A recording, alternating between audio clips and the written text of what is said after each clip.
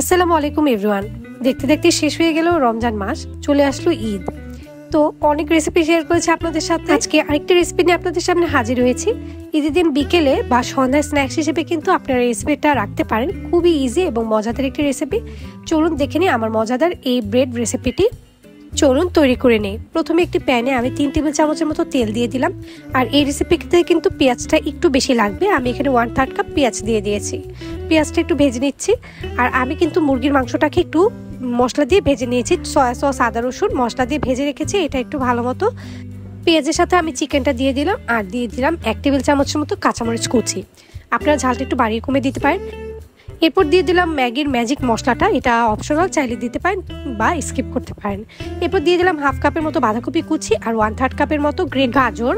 এরপর সবকিছু ভালো মতো দিয়ে একটু মিক্স করে নিচ্ছি। এরপর আমি একটু দিয়ে দিলাম 1 চা চামচের মতো গোলমরিচের গুঁড়ো দিয়ে ভালো মতো এটাকে ভাজা ভাজা করে নিচ্ছি। সামান্য একটু লবণ আর একটুখানি চিনিও দিয়েছি।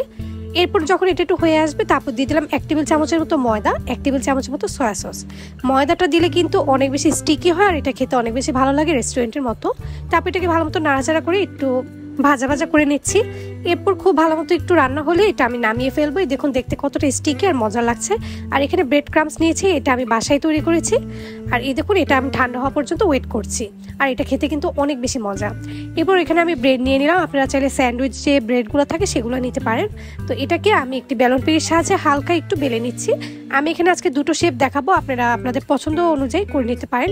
একটা আমি রোল শেপ দেখাবো, একটা স্যান্ডউইচ আকারে দেখাবো। এই দেখুন আমি কিন্তু এটা হালকা একটু বেলে নিচ্ছি। তারপর পুরটা মাঝখানে দিয়ে এটা আমি ফোল্ড করে নিব। এরপর আমি এটা দেওয়ার পর একটু ফোল্ড করে নিচ্ছি। আর এখানে আমি ময়দা গুলিয়ে রেখেছি যাতে করে আমি এটা ভালো মতো আটকাতে পারি। এরকম ভাবে আপনারা শেপ দিয়ে নিতে পারেন রোল আকারে। এরপর সেই সাথে আমি লাগিয়ে দিচ্ছি। এই দেখুন সুন্দর একটি রোল হয়ে গিয়েছে। আর এটি কিন্তু আরেকটা শেপ। এখানে একটি পাউরুটির উপর ভালো মতো পুরটা দিয়েছি, তারপর অপর একটি পাউরুটি দিয়ে চাপ দিয়ে এটা মাঝখান থেকে কেটে এরকম স্যান্ডউইচের শেপ দিয়ে নেব। এরপর এটাকে আমি ফ্রাই করব। এই দেখুন কতটা সুন্দর লাগছে। আপনারা আপনাদের পছন্দ শেপ অনুযায়ী তৈরি করে নিতে পারেন।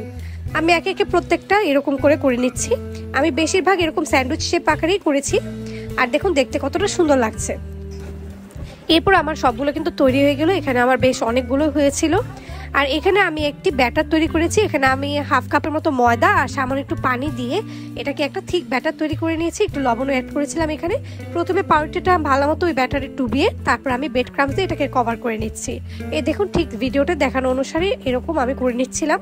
এরপর একে একে প্রত্যেকটা তৈরি করার পর এটা কিন্তু আমি কিছুক্ষণ ডিপ ফ্রিজে রেখে দিব। প্রায় 40 মিনিটের মতো বা 30 মিনিটের মতো রেখে দিতে পারেন। এটা কিন্তু পুরোপুরি সেট হয়ে যাবে একটু ডিপ ফ্রিজে রাখলে। ব্রেড ক্রাম্পসটা কিন্তু আমি বাসায় তৈরি করেছি। এটা আমি রেসিপিটা চাইলে আপনাদের সাথে শেয়ার করতে পারি। বাসায় কিন্তু একেবারে পারফেক্টলি ব্রেড ক্রাম্পস তৈরি করা যায়। এই দেখুন আমার প্রত্যেকটা কিন্তু হয়ে গিয়েছে। আমি ফ্রিজে রেখেছিলাম। ফ্রিজ থেকে বের করে আমি 10 মিনিট ওয়েট করে কিন্তু এটা ফ্রাই করে ফেলেছিলাম।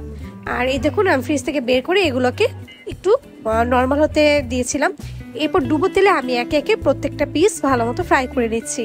আর হালকা একটু বাদামি করে এটা ভেজে নেব। এতে করে কিন্তু দেখতে আর খেতে অনেক বেশি ভালো লাগবে। এই রেসিপিটা কিন্তু অনেক বেশি সহজ আর খেতে অনেক বেশি মজা। আপনারা স্ন্যাক্স হিসেবে এটা রাখতে পারেন। ঈদে বা যে কোনো অকেশনে এটা রাখতে পারেন। এটা কিন্তু অনেক বেশি মজার। আর যেহেতু এটা খুব ঝটপট তৈরি করা যায় তাই আপনারা বানিয়ে এটাকে ফ্রিজে রেখে দিতে পারেন। যখন মেহমান আসবে তখন এটা বের করে সার্ভ করতে পারেন। কেমন লাগলো আমার রেসিপিটি অবশ্যই জানাবেন। আর ভালো লাগলে অবশ্যই এটি ট্রাই করবেন। আর আমার ভিডিওতে আপনারা একটি কমেন্ট করে যাবেন যদি আপনাদের ভালো লেগে থাকে। এই দেখুন দুইটা শেপে আমি ভালো মতো ভেজেছিলাম। খেতে কিন্তু অনেক বেশি মজা লেগেছে। অসংখ্য ধন্যবাদ সবাইকে।